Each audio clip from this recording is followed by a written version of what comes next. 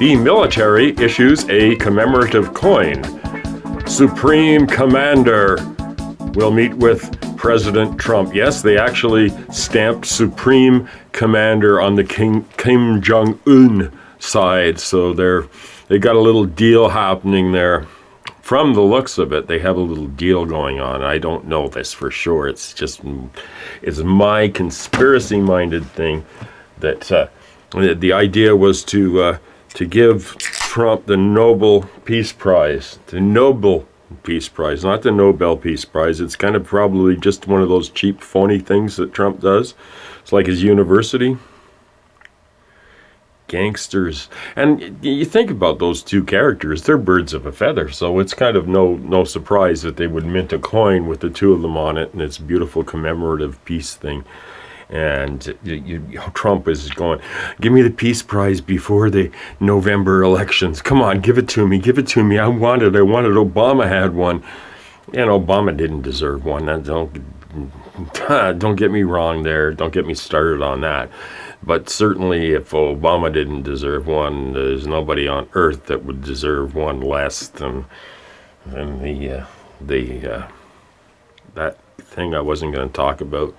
The 45 lump. I think this week I'll call him the 45 lump. It's like a big cancerous tumor on your backside, right? And tonight I thought I would also talk about Google and what Google has just done. Google has, from their code of ethics, officially dropped "Don't be evil." Now, this isn't a portent of good things to come, because they were already in talks with the U.S. military, and the U.S. military said, don't be evil, don't be ridiculous. So, being the gigantic mega monopoly that the Googleocracy is, it's enormous. It's bigger than big. It's bigger than what the robber barons of the 19th century had in terms of capitalism and in terms of nobody enforces antitrust laws. They're on the books, but they're just not enforced. Why is that? I don't know. And it's like when corporations offer jobs, well, then they come to a town and say, what can you give me for free? And it works out at probably $1 million a job or something. So why doesn't the government just hire these people and say, here, dig a ditch, clean up the environment, do all kinds of things?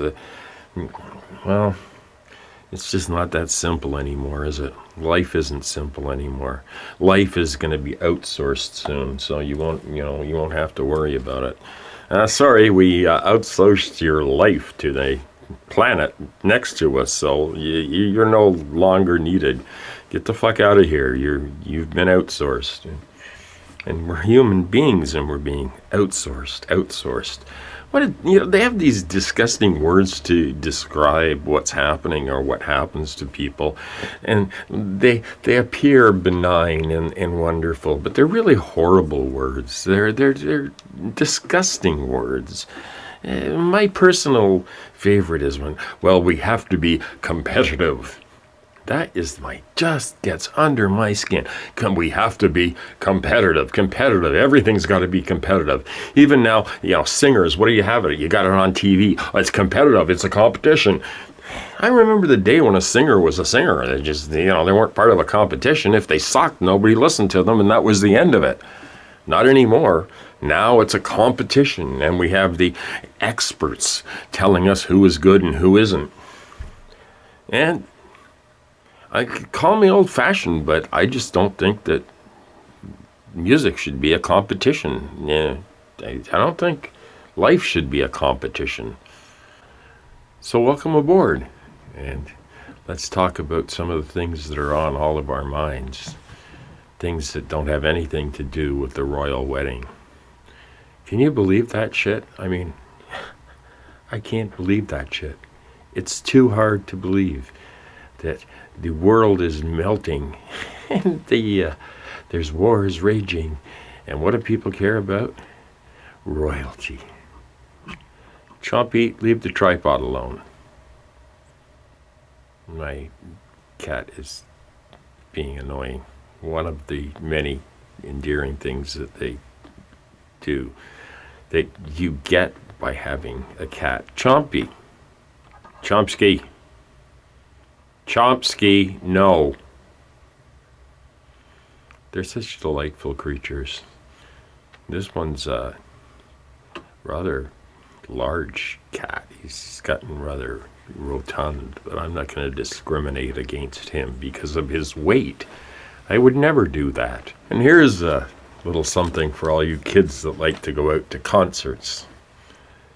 Back in the day, concerts were inexpensive. Now they're outrageously expensive, and there's a large corporation in Canada and probably coming to a ticket venue near you that want to use facial recognition on every concert goer.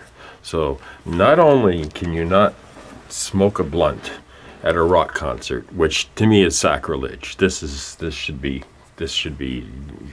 come on. We live in the 21st century. Let's get with it, people. Facial recognition software is coming to you at a concert venue. You pay $100, and then they have the nerve to use that for advertising. What else are they going to use it for? Yeah, facial recognition coming to a concert hall near you. Don't you dare light up anything. Can you imagine how it's going to get? There's going to be like cameras on everywhere. Well, it's England started it in London. There's cameras everywhere following you around. And who's watching the watchers? That's always the question. And nobody. The inmates have truly taken over the asylum as far as the powers that shouldn't be in the world. They've taken over the asylum for the most part. There's no sanity left. We're living in a post-sanity society, and you've heard it here first. I say this is a post-sanity society, a post-truth, post-sanity society. So what we're doing is this definition of insane. We're committing collective suicide on this planet. We're doing nothing. We're doing absolutely fuck all. In fact, we're accelerating the process. I will reveal another painting that we're moving up 10 years or so from the last one, from 1981 to I guess about 1991. And this is called Beer on Sunday. And you've got to understand that Ontario has a real history of being puritanical. And the time was that you could not buy beer on Sunday under any circumstances. You were free to hoard it and get as pissed as you want, but you just couldn't buy. You just couldn't buy it. So the local brewery who brewed Labatt's 50 decided it would be a good idea if they lobbied the government to open their stores on Sunday. And the floodgates opened. The pits of hell descended. What can I say? And this was called Beer on Sunday, and you would have lineups around the block. So finally, I think the government finally gave up, and they just said, okay, you can have your beer on any day of the week now, just like grown-ups. So that is why I did this painting called Beer on Sunday in about 1991. Things have relaxed a little since then, but we are becoming more regressive by the minute. We are tuning into the Trump universe in Canada and seeing the beginnings of a similar right-wing fascistic takeover of our country, so that those of you planning to escape to Canada might be well advised to do some research first, because believe me, this is going to be just as bad as that. And hey, Cindy Matthews, I didn't have a chance to respond to your last comment on the last video, but I certainly appreciate and read all of the comments, and I always read The Revolution Continues, formerly the Bernie blog. So I decided that I've been very negligent in not leaving the link to The Revolution Continues on these videos. So from here on in, I will include a link in the place that they give you down there. So the put a link, and that'll take you over to read some really, really interesting and progressive thought on The Revolution Continues. So remember to do that. I will take it as a personal favor if you go over there. Also, I'd like to shout out to Environmental Coffee House in Sandy Shellis. Go, if you're using that abomination called Facebook, then go to Environmental Coffee House and get some real information, unfiltered news. Not like you're going to get here. You're going to get some just stuff that will blow your mind, not in a good way. So maybe just be in a really good mood when you start, and it'll help. And no, wait, you should do it when you're really, just read it. Go over to Environmental Coffee House and check it out. Unless you're like me and Facebook averse. I don't know why, because I have been Twittered, I have been tubular, I've gone to Pinterest and all this stuff, and really, they're all evil. But Facebook is the epitome of evil, which is why I can't use it. And I know if I did, Vegematics Show would be huge, enormous. No, I hate all of this. It's horrible. It's the people that control it. No, I don't hate it. I like making videos and talking to friends through this. It's the original idea of the internet, right? Bringing people closer together. But when you have people at the controls going, this is the idea I want, and this is the idea our vice president wants, and I think we're going to just tweak the algorithms a little bit more. They have all these like people, and they have all these people from the third world doing all these crazy equations, and they lock them up and they feed them 3 times a day, and they will it get to that? I wouldn't put it past these guys, you know. Well, that's enough of a rant. I don't like having to look at myself, particularly when I do this, because it's very confusing, because all I see is some old hippie guy, and it reminds me that I'm not young anymore, and soon I'll be crossing that great abyss. I just learned last week that a very good friend of mine has passed away, and it's left me thinking a lot about life and a lot about what's important, and not to have regrets, because I didn't talk to my close friend in 6 months, and it wasn't anything bad. I just didn't think he'd be gone. So, yeah, hold on to the people in your life that you love, because none of us are guaranteed tomorrow, right? Let's make the most of our relationships with each other. Let's make the most of our friendships. Let's make the most of the people we love and hold them dear, because you never know from one day to the next in this crazy world what's going to happen to any of us. As usual, please share this.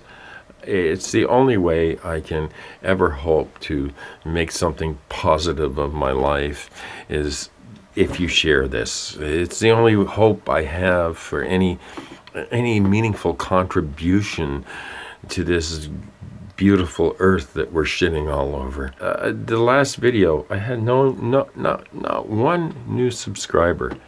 Now something weird's going on, because I was even getting 2, 3, but it's this 666 thing, man. I don't know. I don't look at my numbers, but I got this creepy feeling that something weird is going on in the Googleocracy, and they've targeted me. They've targeted all of us. They haven't targeted me. They've not personally yet, but probably a blip on the radar, or a little flea, a little flea on the internet. But a flea is irritating, and I like to be irritating towards the corporatocracy whenever possible. So with that, I'll say goodnight. Everybody take care, look after each other, look after animals, be kind, live a good life. And then when you're on your deathbed, you know that you've done what you can. and you're not going to say, I wasted my time. Although I wasted a hell of a lot of my time. Oh man, but I did have some good times doing it. So you got to balance out the waste of time, the good times, and the bad times. You got to balance it all out. On balance, it probably all comes out in the wash. You know, it would be smarmy of me to say that I love you guys. I love the idea of you guys that watch this. I love the idea of community. And I do feel a certain warmth when I see the same people back again watching Vegematic, because their lives probably have as little meaning as mine does. And as soon as we sort of, I guess, accept it, nothing has any meaning. Nothing is intrinsically have any meaning, because maybe we're all just having a collective bad dream. Maybe everything's perfect on the other side, and this is like a dream that everything screwed up just so that we can see how perfect everything is. Does that make sense? No, I guess not. It doesn't. Good night, everybody.